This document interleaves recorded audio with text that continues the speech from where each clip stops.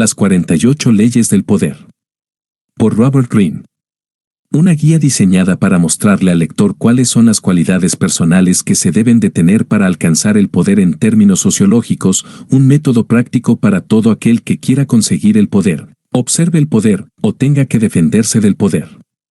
La obra contiene temas y elementos de El Príncipe de Nicolás Maquiavelo y ha sido comparado con el clásico de Saint-Saëns, El arte de la guerra. Para explicar sus leyes y cómo éstas se deben de ejecutar, el autor utiliza como ejemplo las estrategias, los aciertos y desaciertos de personajes históricos famosos como Julio César, Haile Selassie, Napoleón Bonaparte, Karl von Clausewitz, Isabel I, Henry Kissinger, Pancho Villa, P.T. Barnum, Mao Zedong y muchos otros, recurriendo también a hechos reales importantes de la historia universal. Primera ley. Nunca le haga sombra a su amo. Esfuércese siempre por lograr que quienes están jerárquicamente por encima de usted se sientan cómodos con su sensación de superioridad. No permita que sus deseos de complacerlos o impresionarlos lo induzcan a hacer ostentación de sus talentos y de su capacidad, ya que ello podrá generar un efecto opuesto al deseado, es decir, inspirar temor e inseguridad en sus superiores. Hágalos aparecer siempre más brillantes de lo que en realidad son y accederá a la cumbre del poder. Transgresión de la ley.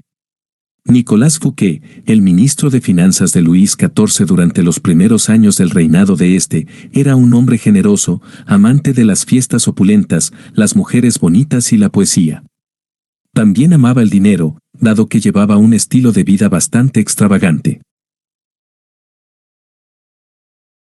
Fouquet era muy hábil, y en gran medida, un colaborador indispensable para el rey. Por lo tanto, a la muerte del primer ministro Jules Mazarin, en 1661, el ministro de Finanzas esperaba ser designado su sucesor. El rey, en cambio, decidió suprimir ese cargo. Estas y otras actitudes llevaron a Fouquet a sospechar que estaba cayendo en desgracia y, por lo tanto, decidió congraciarse con el rey organizando la fiesta más espectacular jamás vista. El motivo oficial de la fiesta era celebrar la inauguración del castillo de Fouquet, Vaux-le-Vicomte, pero su objetivo real era homenajear al rey, invitado de honor del agasajo. Los más notables representantes de la nobleza europea y algunas de las mentes más brillantes de la época, La Fontaine, La Rochefoucauld, Madame de Sévigné, asistieron a la fiesta. Molière escribió una obra teatral para la ocasión, en la cual él mismo actuaría, sobre el final de la velada. La fiesta comenzó con una opulenta cena de 7 platos, en la que se sirvieron especialidades de Oriente nunca antes probadas en Francia, así como nuevos platos especialmente creados para la ocasión. La cena fue acompañada por música compuesta por expreso encargo de Fouquet en honor al rey. Después de la cena, los invitados pasearon por los jardines del palacio. Con el tiempo los parques y las fuentes de Vaux-le-Vicomte habrían de inspirar los jardines de Versailles. Fouquet acompañó personalmente al joven rey en un recorrido por el diseño geométrico de arbustos y canteros florales. Cuando llegaron a los canales que surcaban los jardines, disfrutaron de un espectáculo de fuegos artificiales, seguido por la representación de la obra de Molière. La fiesta duró hasta muy entrada la noche y todo el mundo coincidió en que nunca antes habían vivido una celebración tan espectacular.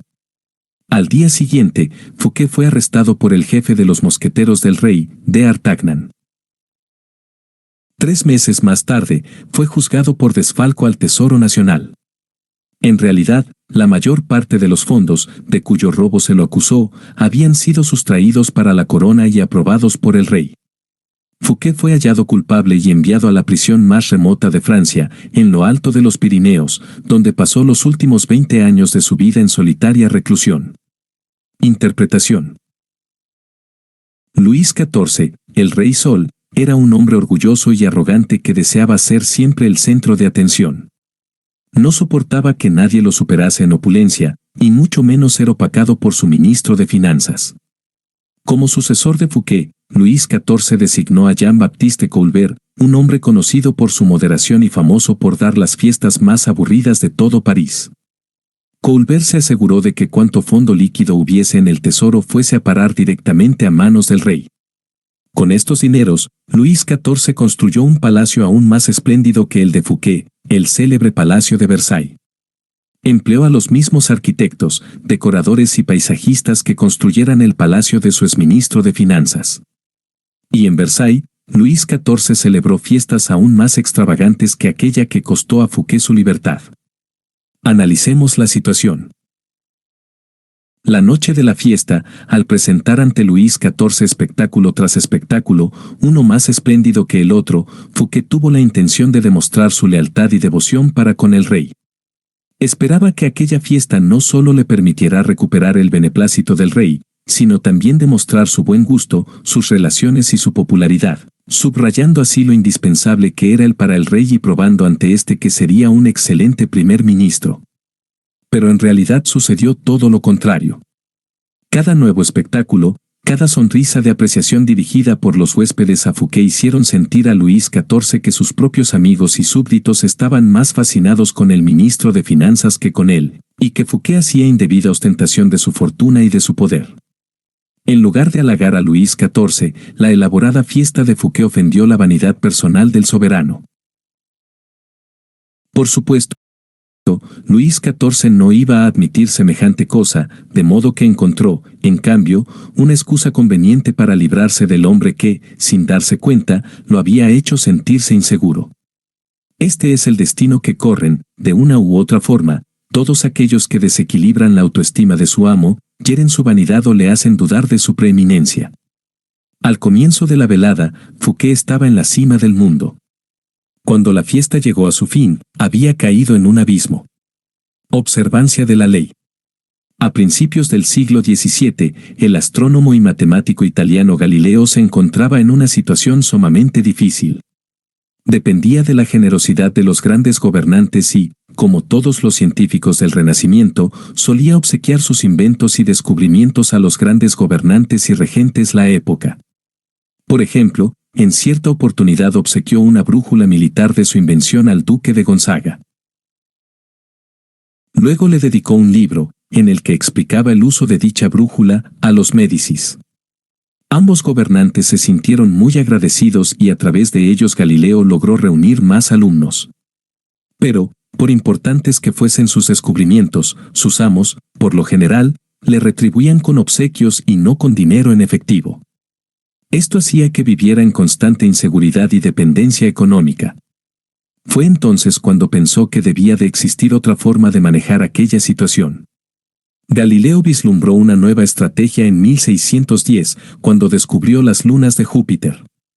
En lugar de dividir su descubrimiento entre sus distintos amos, donando a uno el telescopio que había usado, dedicando a otro un libro, y así sucesivamente, como lo había hecho en el pasado, decidió centrar su atención exclusivamente en los Médicis. Los eligió por un motivo particular. Poco después de que Cosme y estableció la dinastía de los Médicis, en 1540, había convertido a Júpiter, el más poderoso de los dioses, en el símbolo de la familia, un símbolo de poder que iba más allá de la política y del negocio bancario, ya que estaba ligado a la antigua Roma y a sus deidades. Galileo convirtió el descubrimiento de las lunas de Júpiter en un acontecimiento cósmico que honraba la grandeza de los Médicis. Poco después del descubrimiento anunció que, los brillantes astros, las lunas de Júpiter, se ofrecían en los cielos, a su telescopio, al mismo tiempo en que Cosme II era entronizado. Dijo que el número de lunas, 4, armonizaba con el número de Médicis. Cosme II tenía 3 hermanos, y que las lunas giraban en torno de Júpiter como esos 4 hijos giraban en torno de Cosme I, el fundador de la dinastía. Más que una coincidencia, ello demostraba que los mismos cielos reflejaban la ascendencia de la familia de los Médicis. Después de dedicar este descubrimiento a los Médicis, Galileo mandó confeccionar un emblema que representaba a Júpiter sentado sobre una nube, con los 4 astros girando a su alrededor, y lo obsequió a Cosme II como símbolo de su unión con los astros. Interpretación. Con una sola jugada, Galileo ganó más con su nueva estrategia que en años de súplicas. La razón es simple: todos los amos desean brillar más que el resto de la gente. No les importa la ciencia ni la verdad empírica ni el último invento. Les preocupa su fama y su gloria. Galileo dio a los Médicis una gloria infinitamente mayor, al vincular su nombre con las fuerzas cósmicas, que mencionándolos como patrocinadores de algún nuevo invento o descubrimiento. Ni siquiera los científicos pueden eludir las veleidades de la vida cortesana y los padrinazgos. Como todos, necesitan servir a los amos que controlan los recursos monetarios. Y su gran poder intelectual puede hacer que esos amos se sientan poco seguros de sí mismos y perciban que solo están para suministrar los fondos, una tarea poco noble. El productor de una gran obra quiere sentir que es algo más que el que financia una empresa, también quiere aparecer como creativo y poderoso, incluso más poderoso que la obra producida en su nombre. En lugar de hacerlo sentir inseguro, es necesario concederle gloria. Galileo no desafió la autoridad intelectual de los Médicis con su descubrimiento, ni los hizo sentir inferiores. Al ponerlos literalmente en el nivel de los astros, los hizo aparecer como tales en las cortes italianas. No le hizo sombra a su amo, sino que logró que su amo brillara más que nadie. Claves para alcanzar el poder. Todos tenemos inseguridades. Cuando uno se presenta ante el mundo y muestra sus talentos, naturalmente genera en los demás todo tipo de resentimientos, envidia y otras manifestaciones de inseguridad. Esto es algo que hay que tener en cuenta. Uno no puede pasar la vida preocupándose por los mezquinos sentimientos de los demás. Sin embargo, con sus superiores deberá encarar la situación de manera diferente. Cuando se trata del poder, hacerle sombra al amo es quizá el peor error de todos los que se pueden cometer.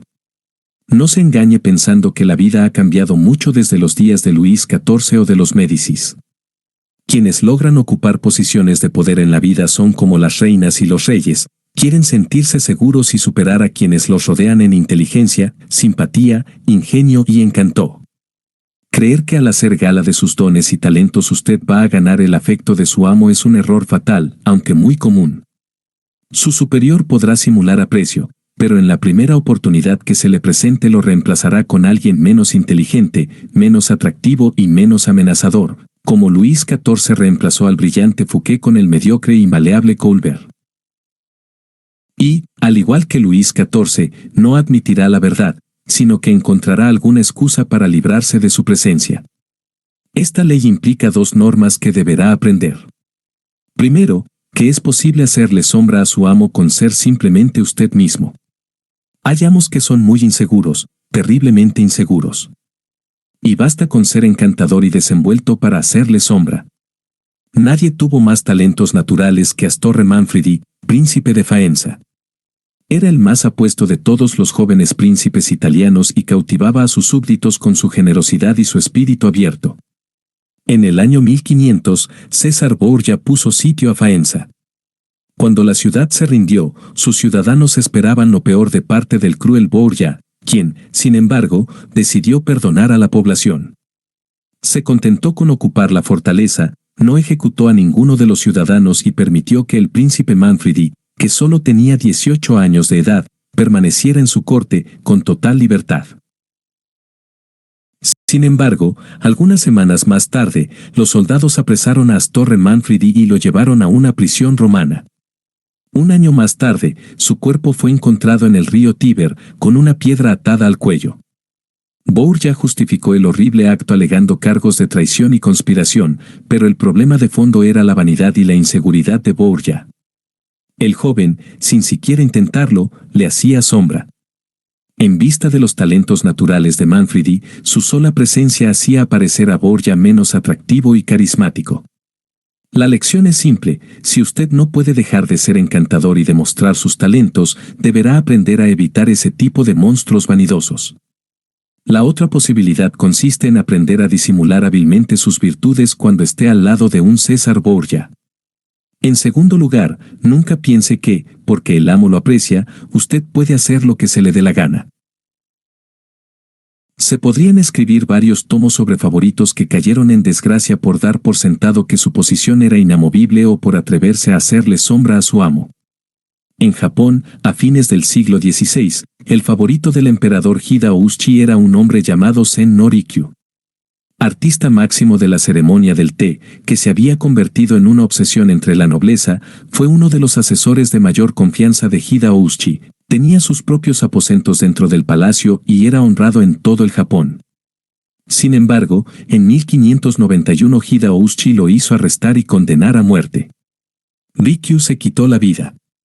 Solo más tarde se descubrió la causa de ese repentino cambio de suerte. Parece que Rikyū, de origen campesino y luego favorito de la corte, mandó tallar su estatua en madera, que lo mostraba calzado con sandalias, un signo de nobleza, y en una pose altiva. Hizo colocar esta estatua en el templo más importante del palacio, a la vista de toda la realeza. Para Hidauchi, esta actitud significaba que Rikyū no conocía sus límites. Al suponer que gozaba de los mismos derechos que los integrantes de la alta nobleza, olvidó que su posición dependía del emperador y llegó a creer que él mismo se la había ganado. Esto constituyó un imperdonable error de cálculo acerca de su propia importancia, por el que pagó con su vida. Recuerde lo siguiente: nunca dé por segura su posición y nunca permita que los favores que reciba se le suban a la cabeza. Conociendo los riesgos que implica el hacerle sombra a su amo, usted podrá utilizar esta ley en su propio beneficio. En primer lugar, debe halagar y ensalzar a su amo. Los elogios abiertos pueden llegar a resultar eficaces, pero tienen sus límites, es algo demasiado obvio y directo, y puede ser mal visto por los demás cortesanos. El elogio discreto e indirecto es mucho más poderoso y efectivo. Por ejemplo, si usted es más inteligente que su amo, demuestre lo opuesto, hágalo aparecer más inteligente que usted. Actúe en forma ingenua. Simule necesitar de su pericia. Cometa errores intrascendentes que no lo perjudiquen en el largo plazo pero que le brinden la oportunidad de pedir ayuda, cosa que a los amos les encanta. Un amo que no puede brindarle el don de su experiencia puede llegar a hacerlo blanco de su rencor y de su mala voluntad. Si sus ideas son más creativas que las de su amo, atribúyaselas de la manera más pública posible. Deje en claro que el consejo de usted es solo un eco del consejo de él. Si usted supera a su amo en rapidez e ingenio, está bien que desempeñe el papel del bufón del rey, pero no lo haga aparecer a él frío y taciturno en comparación. En caso necesario, baje los decibeles de su humor y encuentre la forma de hacerlo quedar como alguien divertido, con sentido de humor. Si usted es, por naturaleza, más sociable y generoso que su amo, tenga cuidado de no convertirse en la nube que tapa la luz que él irradia hacia los demás. Es su amo el que tiene que parecer el sol, en torno del cual gira todo el mundo, un sol que irradia poder y esplendor y se constituye en centro de atención. Si usted se ve en la situación de oficiar de anfitrión de su amo, ganará su simpatía evidenciando sus recursos limitados. Cualquier intento de impresionarlo con su gracia y generosidad puede resultarle fatal. Aprenda de Fouquet, o pagará el precio que él tuvo que pagar. En todos estos casos, disimular sus aspectos fuertes no es señal de debilidad, si esta estrategia termina otorgándole poder. Al dejar que otros le hagan sombra a usted, retiene el control en lugar de convertirse en víctima de su inseguridad. Todo esto le vendrá bien el día en que decida elevarse por encima de su nivel de subordinado.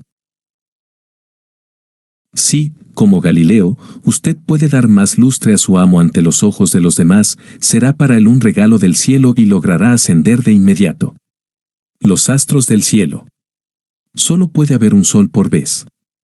Nunca tape la luz del sol ni compita con el sol en cuanto a luminosidad, procure, más bien, diluirse en el cielo y encontrar la forma de incrementar la intensidad lumínica del astro que es su amo. Autoridad. Evite hacerle sombra a su amo. Toda superioridad es fastidiosa, pero la superioridad de un súbdito por sobre su príncipe no solo es estúpida sino fatal. Esta es una de las lecciones que los astros del cielo nos enseñan. Podremos ser parientes cercanos del sol y brillar tanto como él, pero nunca debemos aparecer en su compañía.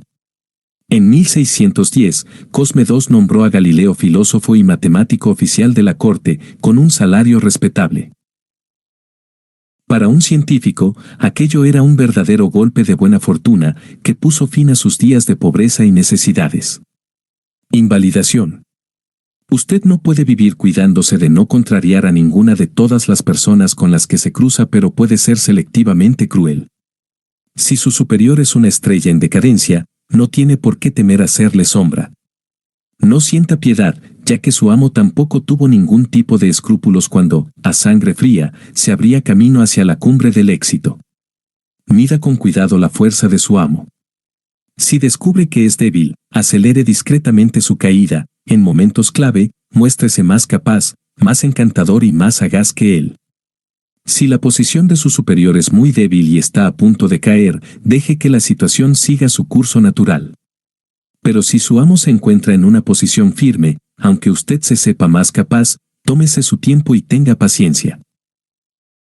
Según el curso natural de los hechos, con el correr del tiempo el poder se debilita y cae.